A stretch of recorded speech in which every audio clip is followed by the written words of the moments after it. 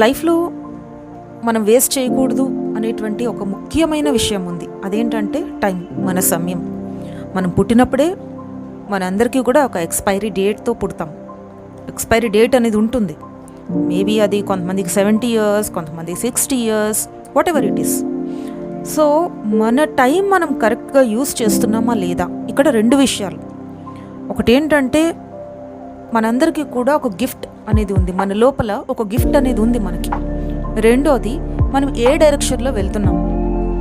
So ఏం gift ఉంది? For example, నా గిఫ్ట్ వచ్చి కమ్యూనికేషన్. నాకు ఒక పీపుల్ మీద ఇంపాక్ట్ అనేది తీసుకుని రావడం ఇష్టం.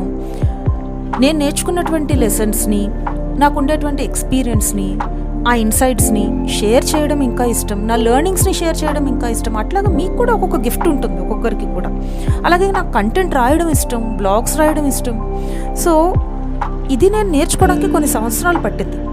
సో అప్పుడు నాకు అర్థమైందో ఇది నాకు ఉండేటువంటి ఇష్టం, ఇది నాకు ఉండేటువంటి టాలెంట్ ఇది అని నేను తెలుసుకున్నాను. సో అలాగా మీలో కూడా ఒక గిఫ్ట్ ఉంది. ఆ గిఫ్ట్ ఏంటి మీరు కనుక్కోవాలి.